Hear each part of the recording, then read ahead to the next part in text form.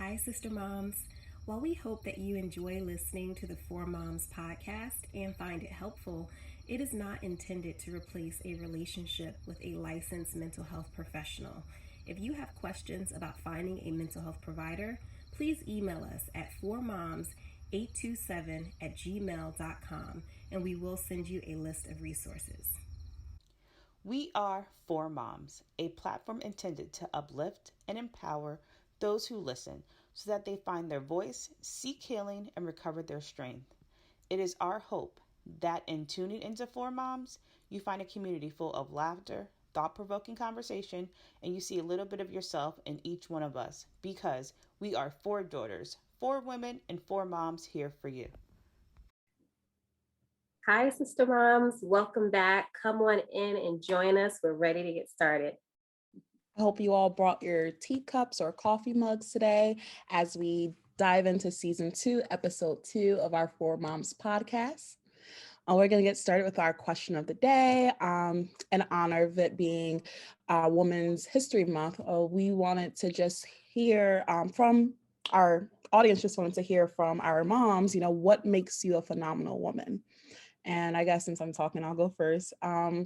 I just think that my perseverance through like adversity and different like situations makes me a phenomenal woman. I'm a strong believer in, you're not giving more than you can handle or bear. And I was really young when I was going through a lot of different things, and I'm still very young actually, but I really was able to persevere through those and, still get my bachelor's degree and go on and get my master's degree, find a good job, move out on my own, get a car and be a good mom. And I just think that just having a mindset that if it doesn't kill me, it only makes me stronger, just makes me a phenomenal woman.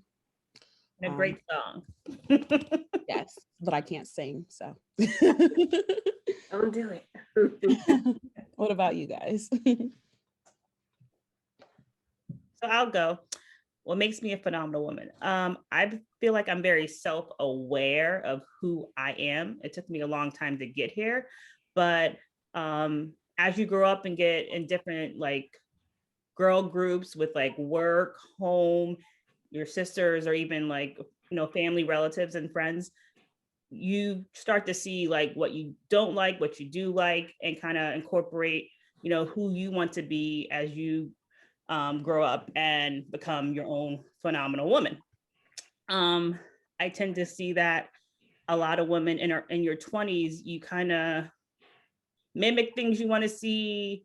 You see a lot of flashy things on social media. You kind of want to be like them. And I've always been a person to stay in my lane and not go to other people's lanes, and know that what I want in my life is what I should look forward to, not trying to be someone else or act like someone else or do what people think I should do. So I felt like that helped me grow into the woman I am today and not be pressured to become anything else. I love that. I was going to say something similar, actually. I think just, I don't know, something about in my 30s, at least, like you were saying, your 20s, you're a little different. You try to still kind of figure yourself out. I think since I've hit 30 plus, that I am just more confident in myself, and like you basically said the same thing, just more aware. And I feel like I'm just a consistent person. Like if you text me, I'm gonna say, hey boo, hey sis, whatever. I'm never gonna be funny style. Like I feel like consistency is key, and there's so many shaky people and inconsistent people in the world. I think like just being a consistent person in my personality, I think that's what sets me apart in terms of being a phenomenal woman and mother and wife, whatever. Like regardless of my husband's getting on my nerves, I'm still gonna fix. I'm still gonna love on him. Still, not gonna love on him, but maybe fix him a place for him. My kids they get on my nerves every day, right? But I still, love them the same, and still try to channel like my emotions and like direct it towards the right, area, and really like a lot of self-awareness, like a lot of like, okay, what's happening here? Like, like just self-reflection in the moment. So that's something I'm trying to grow every day to do and to become, just more self-aware about my own triggers and about like what's really deep seated here that's setting me off, just in general. So I think that every day I'm just trying to learn more and I'm open to learning and growing. So that's also something else that, sets me apart because I don't know a lot, like I'm still growing every single day. Just when I think I know a lot, I don't know anything. So I'm just excited about like what the future holds and, how I can become even more phenomenal. So that's me, Shani. Sorry, Dr. Land. Okay. I guess my answer is similar to Alnisa's answer, that I think what makes me phenomenal is just the kind of keeping it moving and keep, continuing to try at things and to kind of chase after my goals and things that I want for myself, even though I've had a lot of doors slammed in my face. I've had a lot of people tell me that's not for you, that's too ambitious, that's too much to do, and all, at once. And when people doubt you, that can be hurtful, and that can, really cause some upset and self-doubt. But I go through like a moment of pain, and then it's like channeled into energy, like, well, I'm gonna show you and I'm gonna figure it out. And for me, due to faith and family and all kinds of things, I've been blessed to be able to accomplish those things that I wanted to do and that people told me I couldn't. So I think just the will to keep trying and keep going, regardless of how many times you fall down. And I have fallen flat on my face and just, had to kind of get back up. But yeah, I think that's what's my answer. But also the other piece would be finding answers. I think when stuff hits the fan and things get really hectic, sometimes people can panic. They're like, oh no, like it's everything is a mess, and feel kind of lost. But for some reason in those moments, I find calm, and I start to look for the brighter side and also the way out, because I really firmly believe that, things, you're only going to be in turmoil for a short amount of time, that whatever the pain, whatever the hecticness you're in, it's not going to last forever. So I'm always thinking about, okay, this sucks, but what's the route out? And how do I start moving in that direction? Was there a moment in anyone's lives where they felt like, all right, I got this. Like, I know who I am. I know what I like. Because I know when growing up, I kind of was like, okay, like I'm good. Like I know who I am and I'm okay with who I am. Was when like I was transitioning to, single, married, becoming married and finally becoming a wife. Like I felt like during the time I was like planning my wedding, it was so much people telling me what to do. And I was just like, I have this, like, I know what I want for my wedding. And when it finally went off, I actually had a lot of people say, like, you really stuck to your guns. And I'm glad you did, because your wedding was really nice. So that's when I felt like, I came into my own. Is any other person have a moment like that? I would say that I'm in my quarter life crisis right now. I just turned 26. I just turned 26, and a lot of my recent conversations with a lot of friends, unfortunately or fortunately, I am the youngest in most of my groups of friends. So I'm always asking, like, how did you know that this is what you wanted to do? How did you know that this is what you like? Because I'm searching for those things for myself. And I feel that sometimes I get close to it, or get close to that kind of like nirvana type of sense. But other times I feel like I'm so far away from it.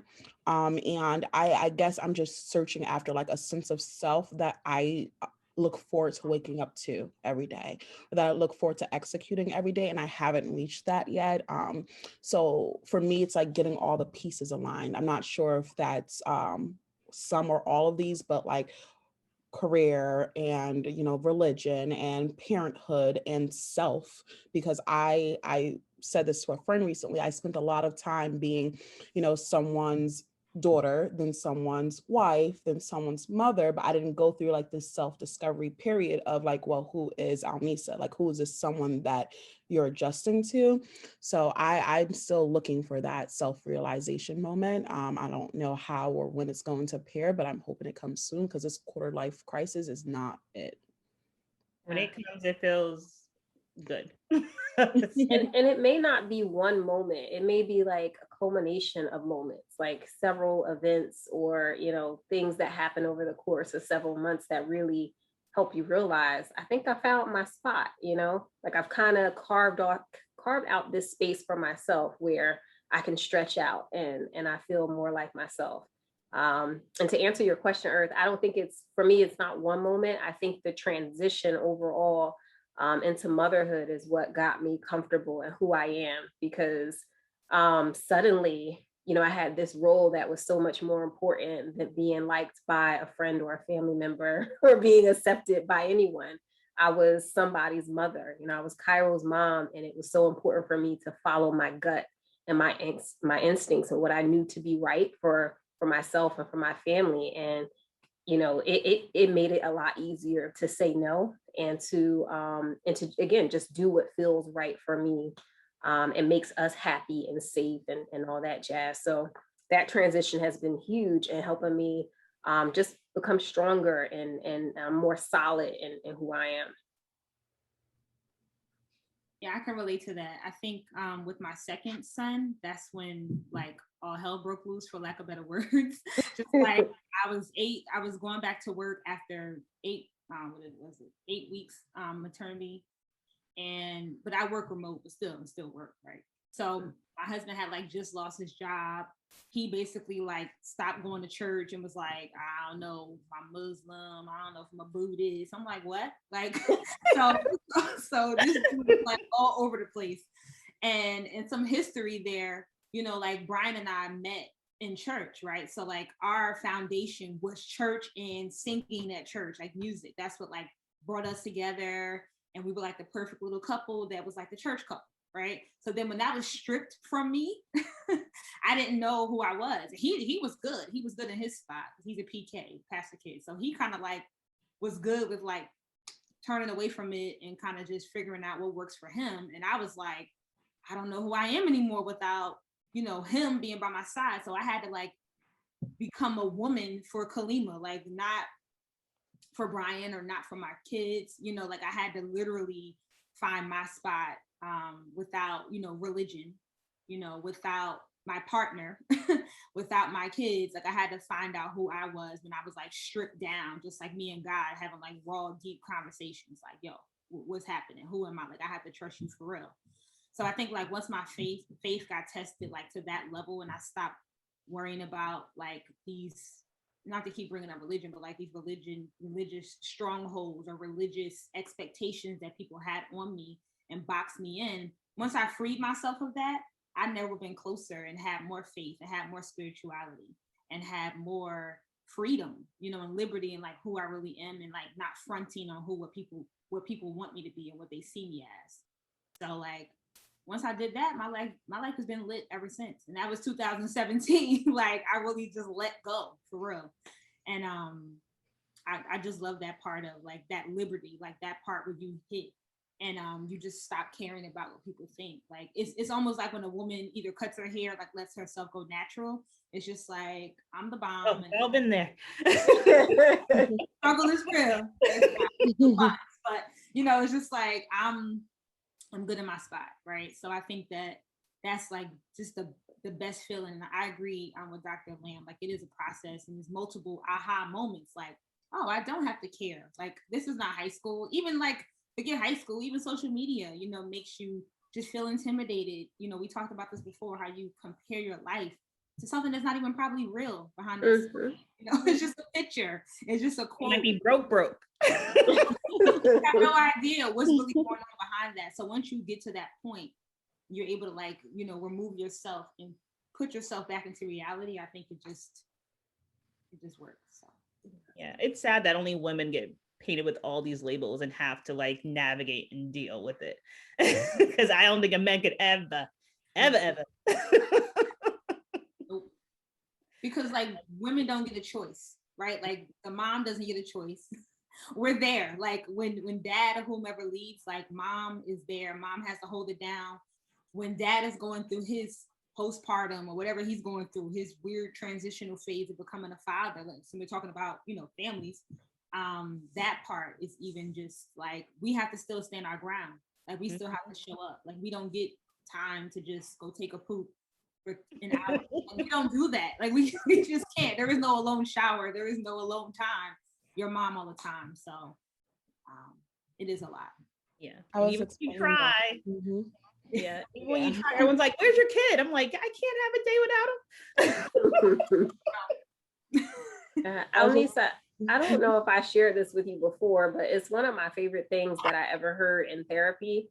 This therapist told me, you know, if there isn't a space where you feel safe and where you feel completely yourself, if that space doesn't exist anywhere in your life, you have to create it. So, you know, you have to create that space for yourself where you give yourself the freedom and room to be who you are, and other people have to accept it or get going.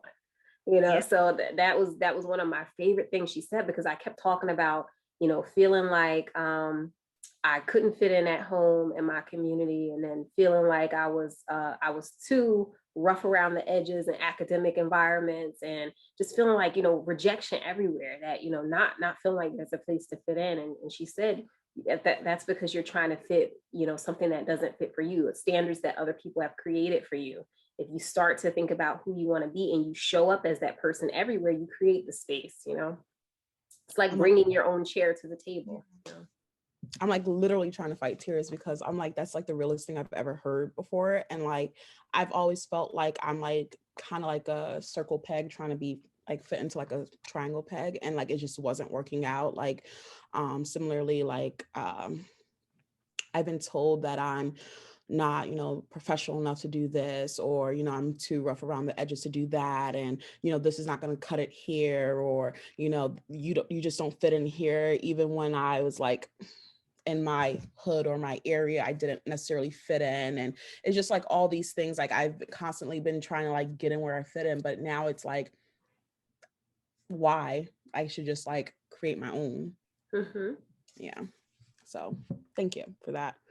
But while we're thinking about like, you know, these like special moments that kind of, you know, aha moments that helped us, you know, realize, or will help us realize, you know, who we are as a person.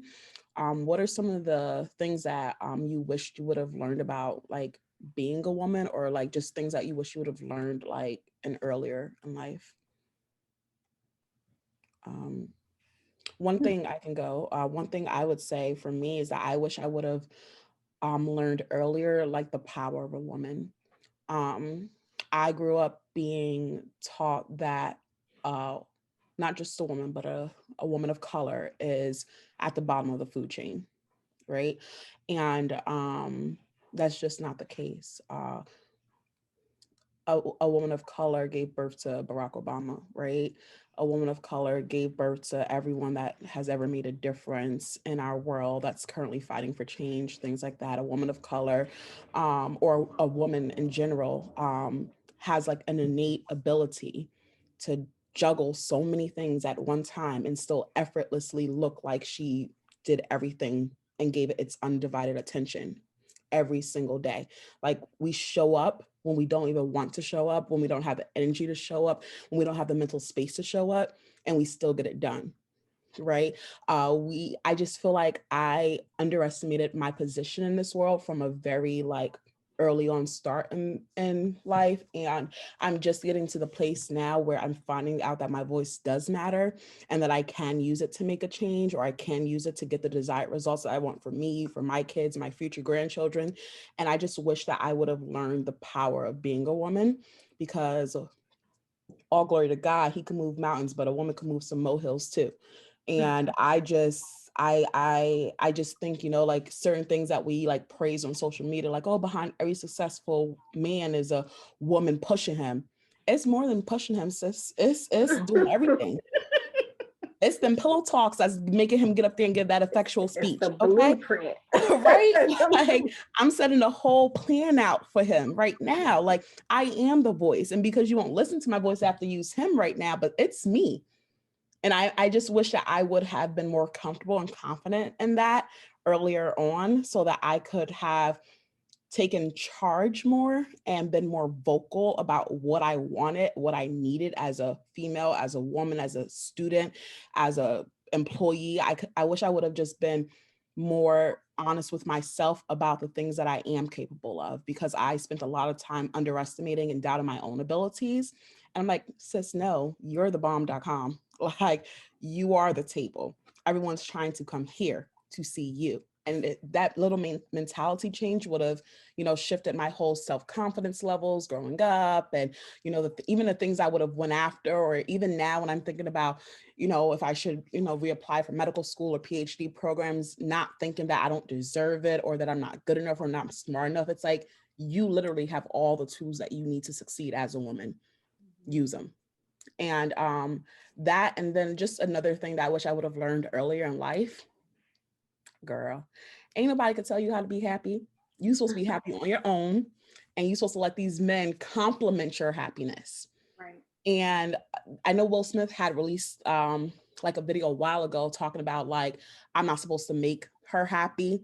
She's supposed to come to me happy. And like at the time, I don't think I was in a mental space to like understand that. I just like swipe past it. But now I really think about it. He's not supposed to make me happy. I'm happy on my own. You either adding to that piece or you're getting out. And I would just wish I like understood that, because I searched for happiness or the meaning of happiness and the wrong people and the wrong things in the wrong places. And it wasted so much of my time. There are some things that I regret that I could have avoided if I just knew that happiness was like created from within and not something that I can get from someone else. So that's just my little things I wish I would have learned earlier. I'm definitely teaching my little 4-year-old to like live life on her own terms. Like, you answer to no one besides me and Jesus. And I'm definitely teaching her like to be happy on her own. Like when she finds little things or she likes little things and she says, I'm so happy. I'm like, great. Were you happy before you had it? Yes, mommy. I'm just extra happy now. Good. That's how you're supposed to be. You're happy on your own and other things complement it. So those are just little lessons I'm trying to make sure my daughter grows up knowing. Yeah, That's beautiful. Yeah, it is. I was gonna say, for me, it's interesting because I feel like my mother really instilled exactly what you're talking about, Anissa, in me. Like, she let me explore. I done did everything, every instrument, every activity, exposed me to everything really young. I didn't grow up with my biological father, but I did have my stepfather there, who was phenomenal, and he treated me just like I was his child. He raised me from 1 year old, so that's my father.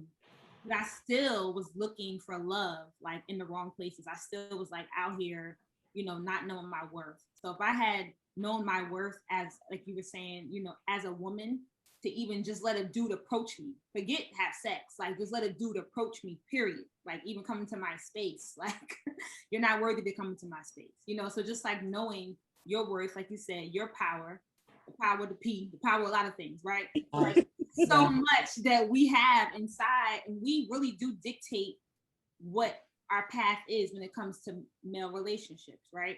So not just to harp on that, but I wish I had known the women's feet that I was sitting at, like their wisdom, like they're telling me these things for a reason, and you need to take it in and apply it, right? My grandmother wasn't just telling me to stay out them clubs just to get on my nerves, like she was really just imparting wisdom from experience.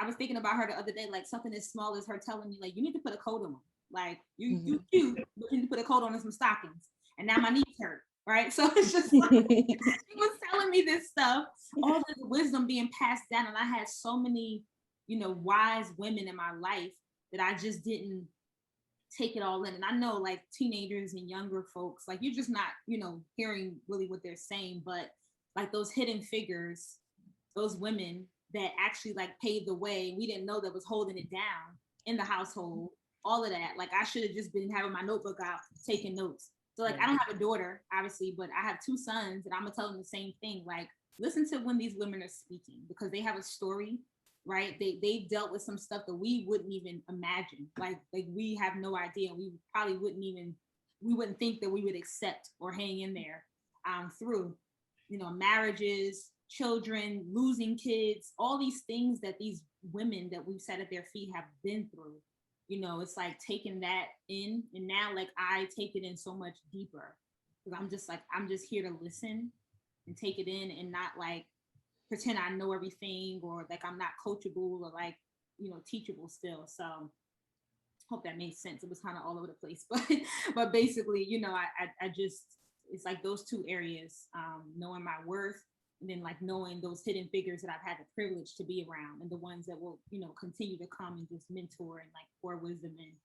I really want to just continue to apply that, and I wish I just learned it younger. I sense a theme here. My answer is kind of falling in line with y'all's, and I'll share why. So mine is that I wish I would have learned earlier on that that I'm more than enough. So kind of around, you know, value and self-worth. But I feel like in your earlier years, you waste so much time. You waste so much time worrying about, you know, am I skinny enough? Am I popular enough? Am I accepted by this group or by that group? And, you know, now I sit back and I look at those pictures of myself at 21 with that flat stomach. I'm like, I was skinny. I was already skinny. I already had it, but I couldn't see it, you know.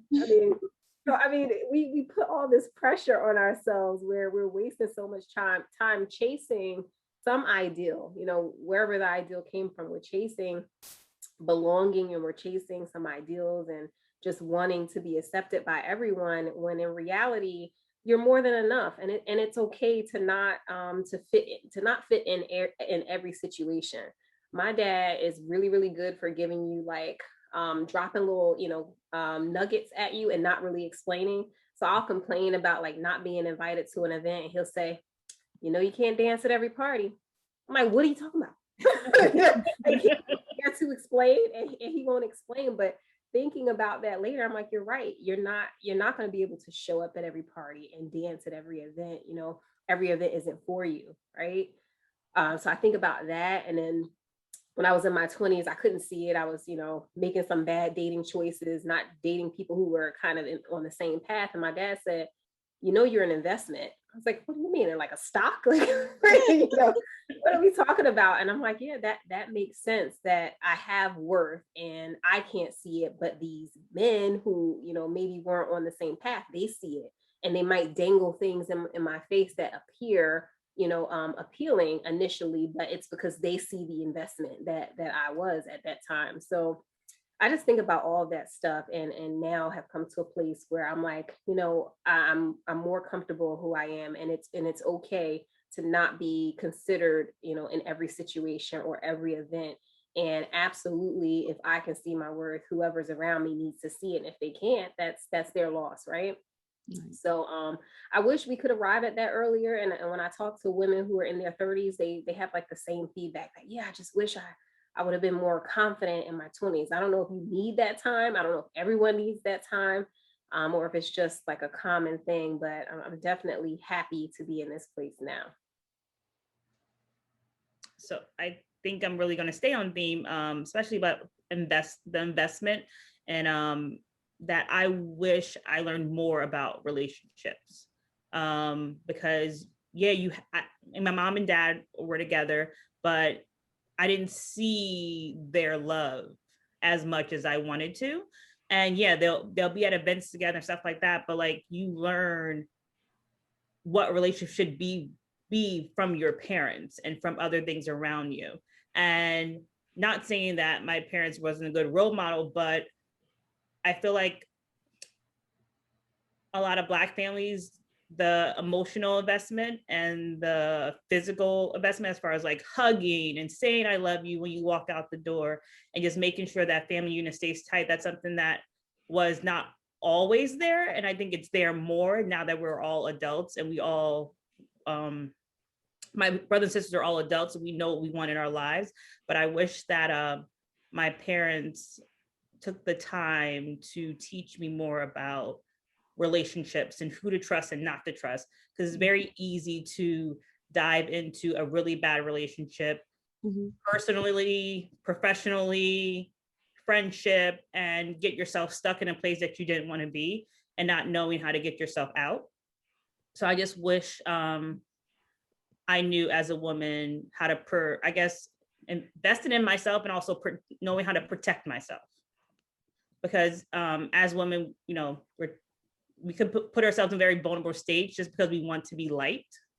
And if I felt that if I knew that earlier, that I wouldn't have been in certain situations I was, especially in college, because like that's the first time you're like free and you get to go out and do things.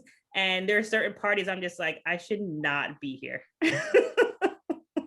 Or certain friends, like I should not be hanging out with, this type of friend. So I just wish more that was talked about. Because even though I feel like you see it, if you're not physically in the relationship, you don't know why it's good and why it's bad.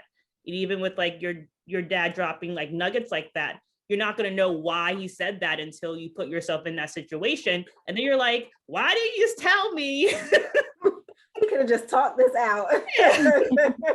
I feel like, there's always little nuggets they drop or little sayings our family say. You really don't know what they mean until you're like, oh, this is what you meant. So like my grandmother always said, love is an action word. I'm just like, what are you talking about? Like, love is an action word. Now that, I'm married and my friendships, like, yeah, you have to work towards your friendships. You have to actually, do something and put an action involved to make sure that relationship grows to love. So if I call her and I haven't talked to her for a while, seen her in a while, like she won't say I love you back if I haven't seen her, because love is an action word. And that's what she says to me. She said, love is an action word. Bye. So, come see me. basically, that's what she said. My flowers now. So is there like any moment that you guys can like close your eyes and think about, like right now, one thing or one moment in time that you just wish you would have like went left instead of right? There's a lot to choose from, right? I'm For like, me, at least it is. My whole college experience. No, I'm joking. yeah, I would say that too. Like It I was started sheltered as a child, but once I went to college and didn't have to like call my mom and say like, oh, I'm going to be out late. Like I definitely like hung out with someone and I was just like, I don't think this is a good situation. Like nothing happened, thank God. But like, yeah. Yeah. Very bad. Yeah. College, like you kind of put your, yeah. I definitely understand why. Like I will definitely be teaching my daughter all the ins and outs because necessary. Yes. Very necessary. I think for me, one of the moments that I would have went left instead of right, or right instead of left, whichever one's the best way to go, I guess, would have been just like a time when I didn't see a reason to fight for what I believed in. And for me, that is something that has been recurring. And I think within the last few months, I finally found like that voice inside of me that says, okay, now how many times are you going to like take an injustice before you decide that enough is enough and you're going to like stand up for what you believe in? And I always used to say things like, I'm not sure what role I would have had back when we were in the civil rights movements and things like that. They always need somebody to come home and patch up the sores and cook food for them and things like that. And I think that's what I would have been, because I've always been scared to like fight for what I think is right or fight for what I think is fair. But I think having a child really like changed that for me, because I don't ever want her to grow up and see that like I'm making her, teaching her to be this strong, independent voice, and things happen to me or things aren't fair or just, and I am not using my strong, independent voice. And I don't want to be the type of mom that's just do as I say and not as I do. I want you to see how you're supposed to do it. I want you to see a good professional example of speaking up when, you're not being treated right, or when you're not getting paid right, or when you deserve more, deserve better, whether it's in a relationship or friendship or at a job, when you know that you qualify, you meet the expectations, whether it's in school or, a better program, and you're fighting for a spot, you deserve what you came for. You worked hard for it, and there's no reason why you should feel that you have to quiet that fire inside of you just to satisfy someone else. And I just wish that I had did that a lot of times in my life, actually. Yeah, I think for me, I mean, I joked about college. College was jacked up. I was in Virginia at a all black university, wilding. But I think all of that has got me to where But I heard you say cooking, Lisa. I don't know about cooking and civil rights for you, but I was getting the ice cubes, sis. okay, good. I was like cooking. I don't know, but I'm patching up some injuries. That's all. yeah, you love you. Mhm.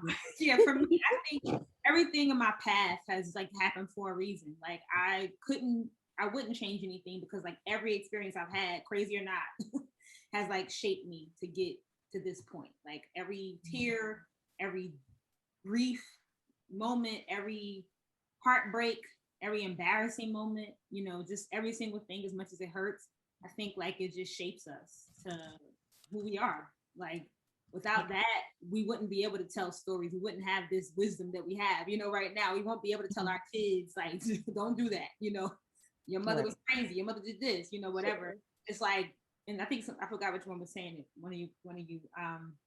But yeah, just having those real moments, with your children. Like, I know people think I'm crazy, but like if my kids want a sip of wine at 16, like I don't see anything wrong with that, because I'm like, okay, if you want to, I'm gonna let you drink this wine, whatever, just for example, or coffee, whatever. They're not gonna get twisted with me. I don't even drink like that, but just saying, it's like kids have to learn.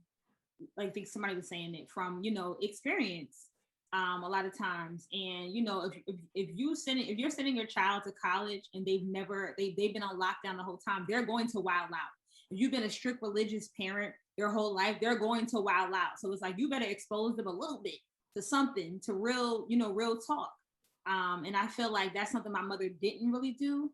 Like, it's like have real talk with me about like, okay, as a woman, I went through this and then this led to that. Like explicit. I want to know all the details, right? The raw stuff. I know we look at parents like, up here, but it's like they're just people. They're just people and they're just learning. So I think like Earth was saying, like in our communities, a lot of times it's like a secret society. Like, you want to keep kids in their place and you don't want to overshare. And it's like that actually just damages you. So anyway, just to wrap it up, everything I've been through was for a reason, and it literally got me here today. So no regrets. Yeah. I'd be afraid to change anything, but I do wish I knew that there are some doctoral programs that are free where you don't have to take on a ton of, student loan debt. If I had known that, I would have, sought those programs out specifically. And the only other thing that I wish I would have been aware of, not that I would change anything, is that, I was told in my graduate program when I got in trouble, I got in some trouble because I had an advisor who was racist and who was verbally abusive towards me, and I needed to get away from that person. And I'll tell y'all that story another time. But when stuff hit the fan and I was in trouble and this woman was threatening to take away my research, which I needed for graduation, I started seeking out faculty who were women of color. And when I reached out, it was funny. They said, "Oh, we were waiting for you to call." It's about time. We saw you on orientation day and you didn't reach out. And then they schooled me. They said, when we were your age and we went to college, we were taught when you get on that campus, you find the faculty of color and you have a relationship with them. You work with them, do your research with them. Like you make that relationship because you're going to need that support at some point. And they were just taught that's the right thing to do. And here I am walking and thinking, oh, I can work, with anyone and, not be fearful. And, it didn't work out for me, but they did swoop in and support me and protect me and, help me with my research and everything. But so I wish I would have known that, because I wasn't taught, find the faculty who are folks of color so they can teach you how to navigate this system where you're, one of very few. And so you know how to navigate it and just how to, manage the politics and stuff. So that is something I wish I would have known coming in. I was naive. Good tip. I don't have anything to add. You guys have said it all. Just learning life lessons is the most important thing right now for any child, woman, man to do, because this world is changing very quickly. And if we don't learn the lessons from our past, we're not going to grow into the future. So I think it's time for a little mommy moment. Yes, yes. So for this week's Mommy Moments, we want to encourage you all to take time to learn something new. Kind of explore what your interests are. If there are new topics, new things going on that you really want to learn more about, lean into that topic, find some information on it. It could be stocks, it could be politics, it could be anything you have an interest in.